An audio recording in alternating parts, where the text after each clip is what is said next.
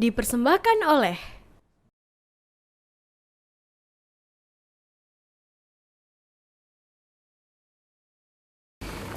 Bismillahirrahmanirrahim. Assalamualaikum warahmatullahi wabarakatuh. Waalaikumsalam. Alhamdulillahirrabbilalamin. Assalatu wassalamu ala rasulillah sallallahu alaihi wasallam. Amma ba'd.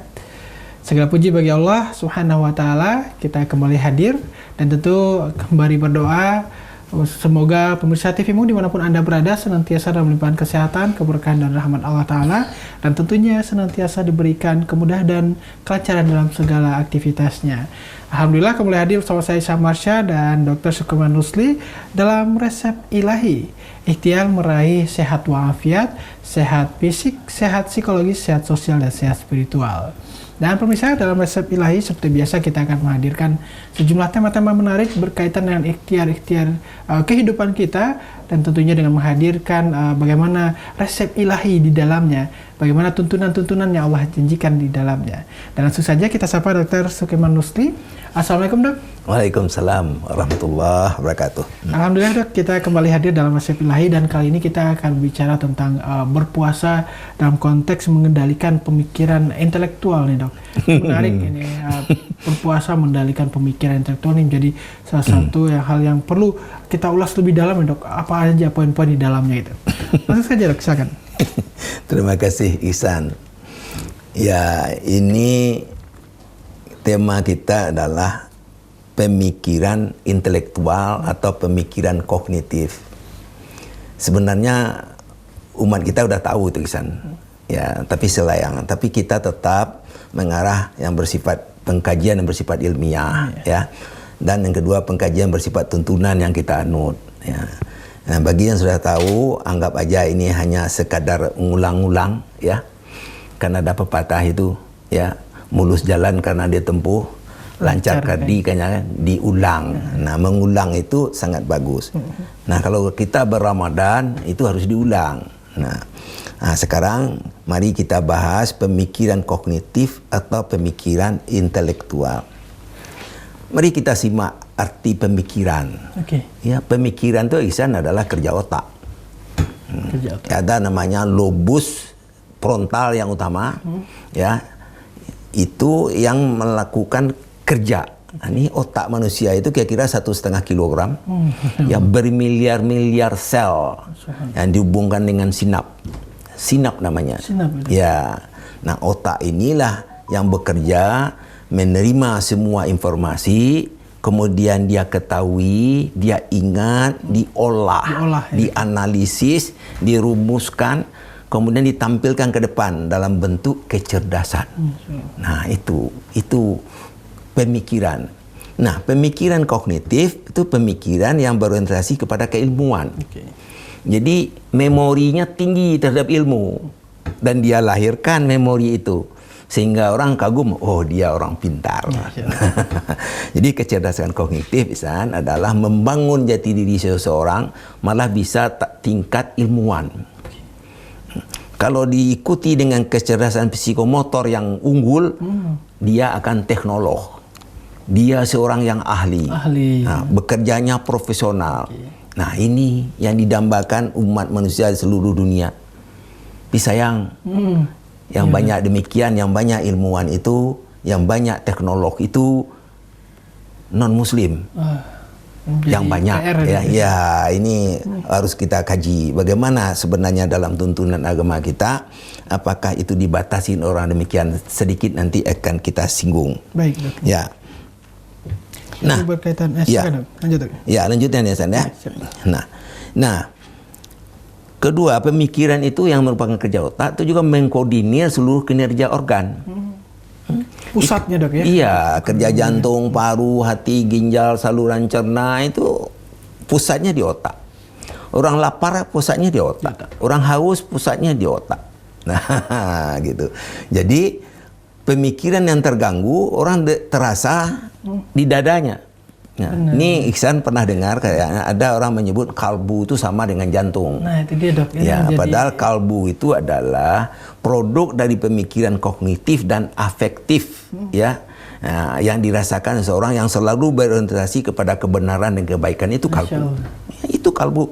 Itu dok yang Iya. sering kerap menjadi pertanyaan, sering apa? Ini produk dari pikiran, namun kenapa nyampainya di sini gitu dok? Itu yang tadi ada namanya sistem limbik dan hipotalamus. Oke, ya, Sistem limbik adalah mengkoordinir kerja saraf otonom.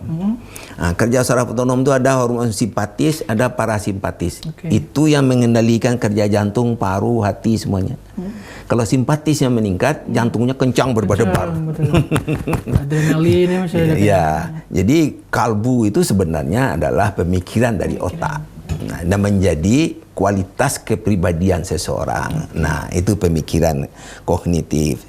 Nah, dari pemikiran yang umum tadi ya, kalau pemikiran kognitif itu adalah apa namanya, untuk mencerdaskan tadi itu tidak sedikit perjuangannya, Isan. Ada banyak ikhtiar ya dok ya? Banyak ikhtiar. Pokoknya tata caranya adalah belajar. Belajar. Nah, sungguh-sungguh mendalami ilmu dalam pelajaran itu. Nah, ada ahli psikologi dan juga pendidik namanya Benjamin Blum. Oke. Nah, itu dia membilang bagaimana orang mencerdaskan kognitifnya itu. Ada tahap-tahapnya. Ada stepnya ya? Ada sampai 6 tahap itu.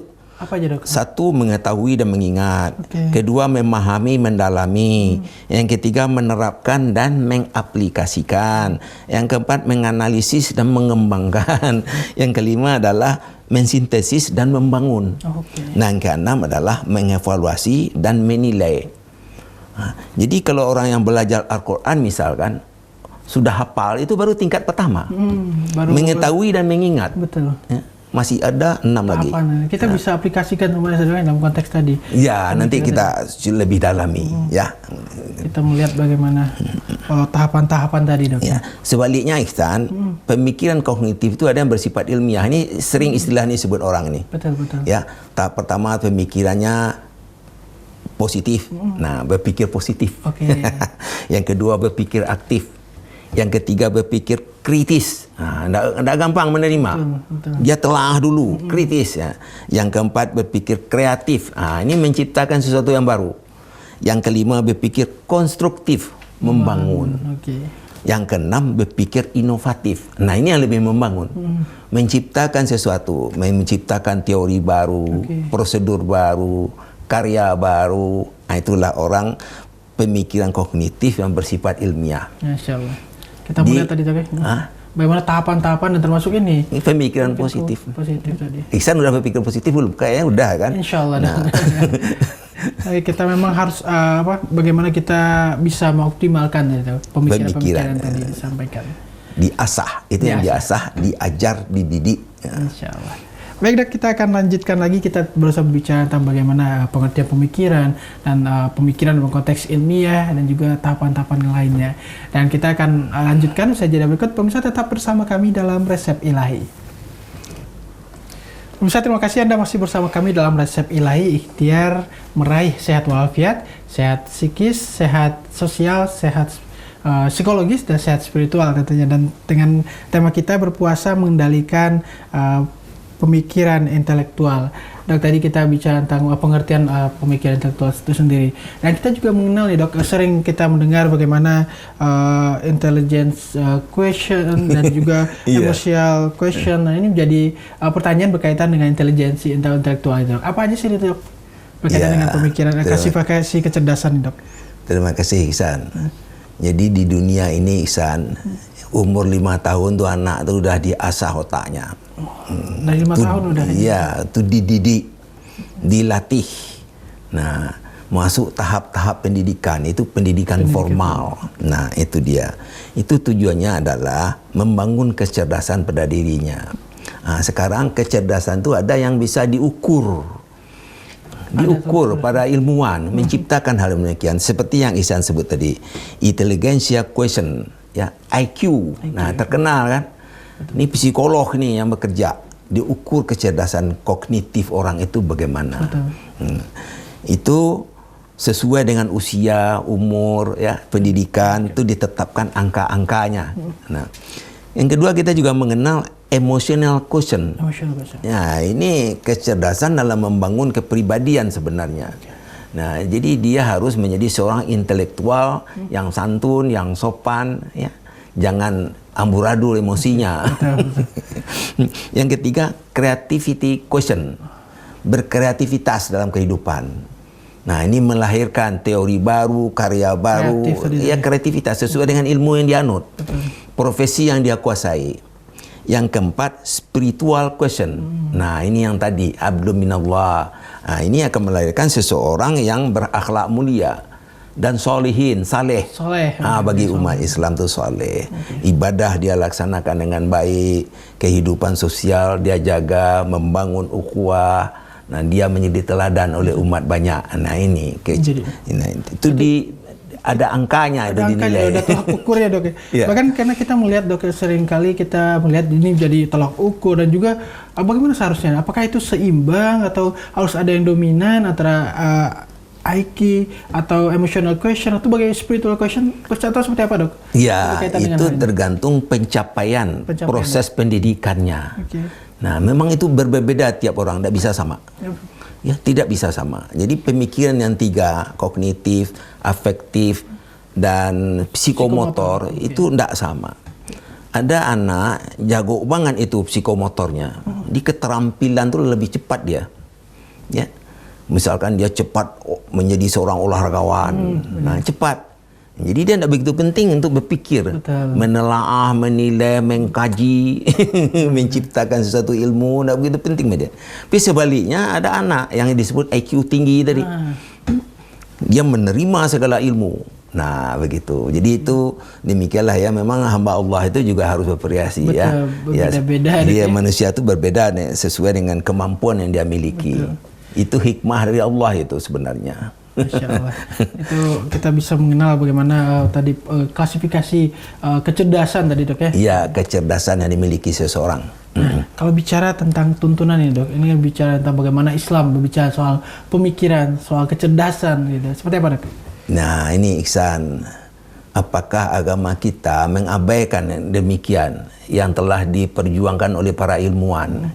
Kayaknya tidak. Tidak, Dok, ya? Iya, dalam agama kita tuh ada tuntunan. Ya, Rasulullah yang pertama sekali disuruh baca kan? Itu Iqra. Iya, bacalah. Nah, Iqra, ya, Iqra bil qalam. Nah, demikian, baca dan tulis. Ya, Iqra bismi rabbikal ladzi khalaq, khalaqal insana min 'alaq. Iqra wa rabbukal akram allazi 'allama bil qalam, 'allamal insana ma lam ya'lam. Nah, bacalah atas nama Tuhanmu yang menciptakan manusia dari segumpal darah. Bacalah dengan nama Tuhanmu yang Maha Pemurah, ya, yang mengajari manusia melalui kalam, melalui tulisan. Nah, sekarang tulisan itu otomatis, dengan klik aja udah keluar. Nggak menulis benar, tapi yang menulis tetap ada, perlu ya, mempelajari mengajari manusia terhadap ilmu yang tidak diketahuinya. Nah, itu namanya gerakan literasi. Gerakan belajar. Kalau di Muhammadiyah, di Ikatan Pelajar Muhammadiyah itu menjadi slogan Al-Qalam ini, Dok. Jadi bahkan justru simbol pena di Ikatan Pelajar Muhammadiyah. Memang benar ya. Berangkat dari ini wahyu pertama surat. Kalau tidak salah itu mission Muhammadiyah sekarang itu, betul, ya, disebut gerakan literasi. Benar. Ya, gerakan belajar itu yang faktual, dengan fakta yang jelas, ilmu jelas, tulisan juga jelas, melahirkan karya-karya ilmiah, demikian ya. Benar. Iya. Nah, yang kedua Ihsan, ya, yang ketiga ya, yang kedua ya. Ya. Juga manusia dilatih pemikirannya melalui yata'allam, berpikir ilmiah. Nah, itu yang berpikir ilmiah tadi. Jadi dalam Al-Quran itu sebenarnya orang diajar berpikir ilmiah. Dan kami turunkan Al-Quran kepadamu supaya engkau menjelaskan kepada manusia apa-apa yang diturunkan kepada mereka, supaya mereka berpikir. Yatafakkarun kan banyak. Yaqilun, la'allakum yaqilun. Sangat banyak itu. Ya, ada lagi ilmal yaqin, ya tak? Ainal yaqin, ya, haqqul yaqin. Itu ilmiah sebenarnya. Kalla law ta'lamuna ilmal yaqin, sebenarnya engkau mengetahui dengan ilmu yang meyakinkan. Nah, kalau udah meyakinkan itu kan udah berpikir yang matang. Nah, Juga Al-Quran ya, diajarin benar. Tadi Ihsan pernah menyebut tadabur. Itu ada dalam ayat Al-Quran ya. Afala yatadabbaruna Al-Quran am ala qulubin aqfaluha. Apa artinya?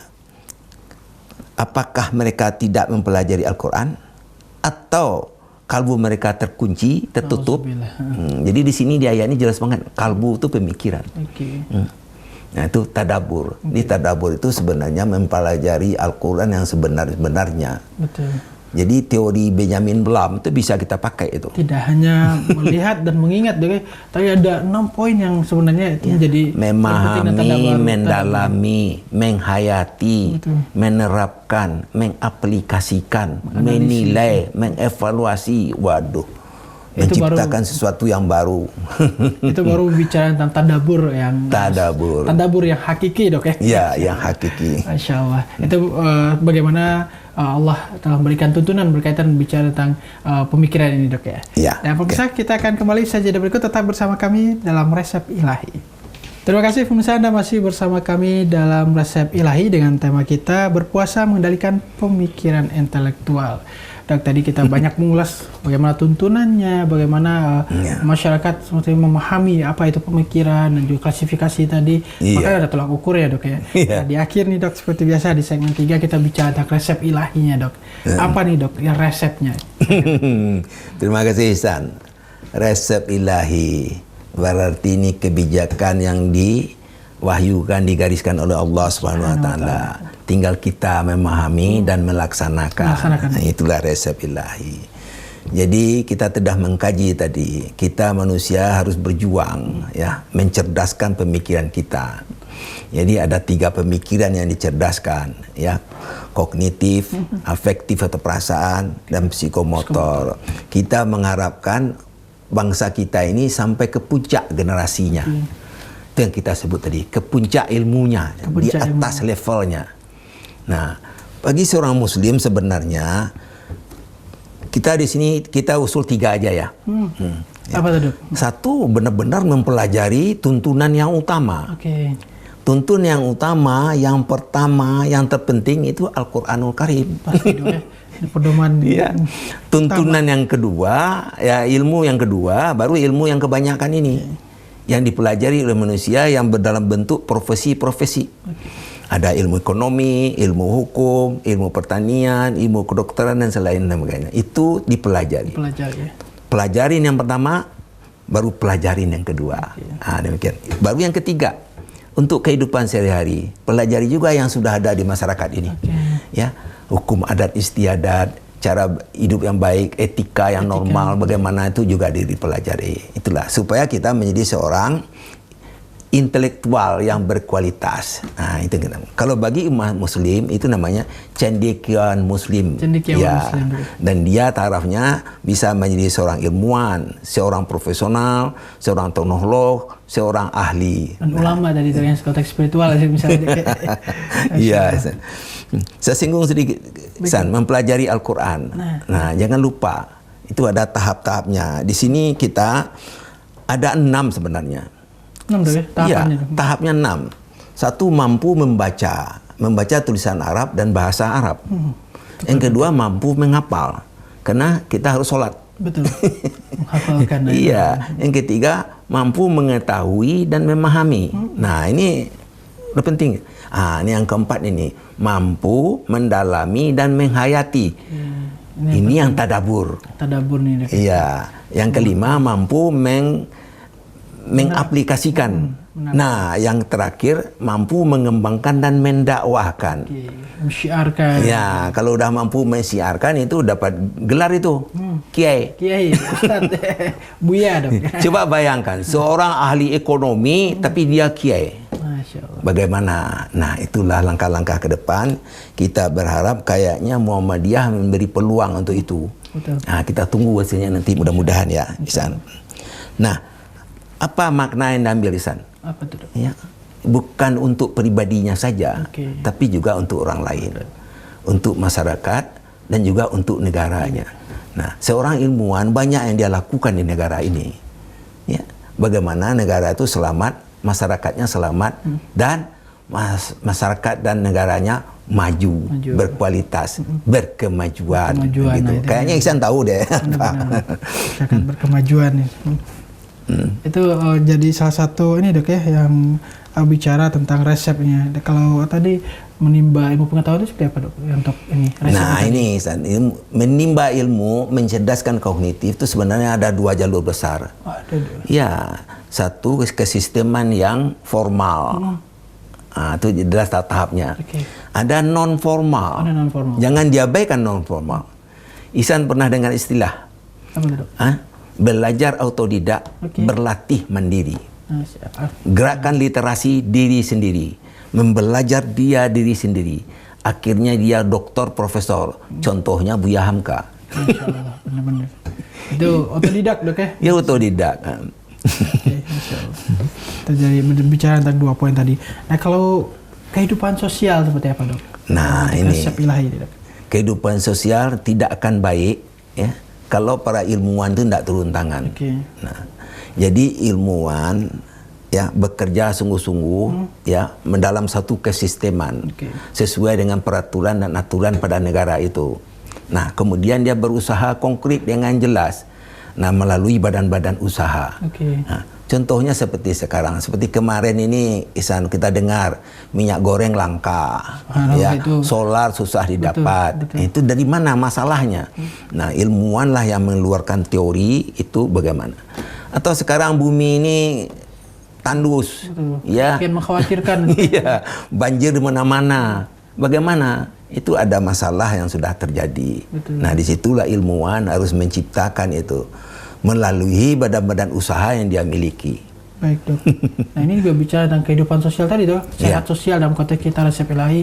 Bahkan bicara tentang lingkungan, kita Persyarikatan Muhammadiyah juga punya fokus yang cukup konsen Dok. Bahkan juga mendorong misalnya perusahaan-perusahaan di tanah air. Dan kita bisa sebut Dok seperti Danone Indonesia Dok yang dalam ikhtiarnya juga telah hingga saat ini dalam ikhtiar pelestarian lingkungan itu ada menanam 2,5 juta pohon, membuat 57.000 biopori dan 1.300 sumur resapan. Ini berkaitan dengan lingkungan. Dan itu juga untuk masyarakat luas. Masyarakat luas. Belum lagi tadi bicara tentang bagaimana tentang pelestarian lingkungan dan membangun kesadaran masyarakat untuk pengurangan penggunaan plastik atau sampah yang bisa didaur ulang. Ini artinya kan bisa menjadi salah satu contoh Dok ya dalam rangka kita memberikan edukasi masyarakat bahwasanya membangun kehidupan sosial yang sehat ada dengan cara-cara seperti itu tadi, pelestarian lingkungan yang paling penting Dok ya. Itu sangat penting itu Ihsan ya. Ya, apalagi seperti contoh-contoh yang kita alami saat sekarang. Ya, datang musim hujan, datang banjir. Ini berarti lingkungan tidak beres. Nah, dalam ilmu kedokteran, sampah yang tidak terkendali, yang tidak terawat itu sumber penyakit. Sangat banyak penyakit menular itu sumbernya dari sampah yang bertebaran di mana-mana. Nah, penyakit kolera, penyakit disentri, ya, itu dari sana itu. Jadi perusahaan apa tadi? Danone Dok. Nah ini kalau nggak salah yang bikin air ya. Nah ini yang banyak bergerak di air mineral ya, dan juga punya fokus untuk pelestarian lingkungan Dok. Ya inilah sebenarnya pemerintah kita menjadi senang ya. Betul. Padahal perusahaan tadi itu swasta kan. Swasta. Nah udah membantu program pemerintah. Benar. Ini alhamdulillah jawabnya. Masya Allah. Dan tentu ini kembali lagi Dok dengan tema kita, artinya ini menjadi salah satu ikhtiar untuk kehidupan sosial. Tadi mempelajari kehidupan sosial dalam rangka pengendalian pikiran kita, dan itu bagaimana menghadirkan tadi kembali lagi sehat sosial. Ini salah satu instrumennya Dok ya. Iya. Insyaallah. Baik Dok, terakhir nih Dok, mungkin himbauan untuk masyarakat dan pemirsa TVmu sedikit bicara tentang pengendalian pemikiran intelektual ini. Silakan Dok. Ya, terima kasih Ihsan. Kita mengimbau ke masyarakat banyak, bangsa kita, umat muslim, mari kita cerdaskan kehidupan bangsa kita. Ya, pemikiran intelektual atau pemikiran kognitif diikuti oleh pemikiran afektif yang cerdas, yang membangun kepribadian yang islami, diikuti pemikiran psikomotor yang terampil, yang melahirkan keahlian untuk bangsa kita. Kapan lagi ya? Harus wujudkan cerdas kognitif, cerdas afektif, cerdas psikomotor, sehingga terbentuk manusia-manusia ilmuwan yang bekerja profesional untuk rakyatnya. Insya Allah bisa diwujudkan. Insya Allah untuk umat dan bangsa tentunya. Baik, terima kasih Dok atas poin-poin yang disampaikan. Insya Allah sangat bermanfaat bagi kita semua. Dan pemirsa, demikianlah resep ilahi kali ini dengan tema kita berpuasa mengendalikan pemikiran intelektual.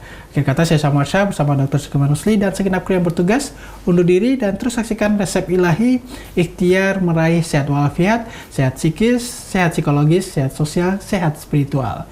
Bila fisabilillah fastabiqul khairat, nasrullah wa fatun qarib. Wassalamualaikum warahmatullahi wabarakatuh. Waalaikumsalam.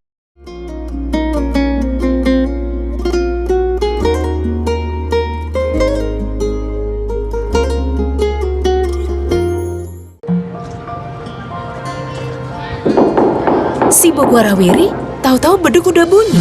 Aqua dulu. Bangun anak-anak, ayo bangun cepet sahur. Bangun sahur? Nyawa belum ngumpul. Aqua dulu. Datang dari sumber alam yang terlindungi, murninya air mineral Aqua, berikan air minum berkualitas. Apapun aktivitasmu di bulan puasa ini, Aqua dulu.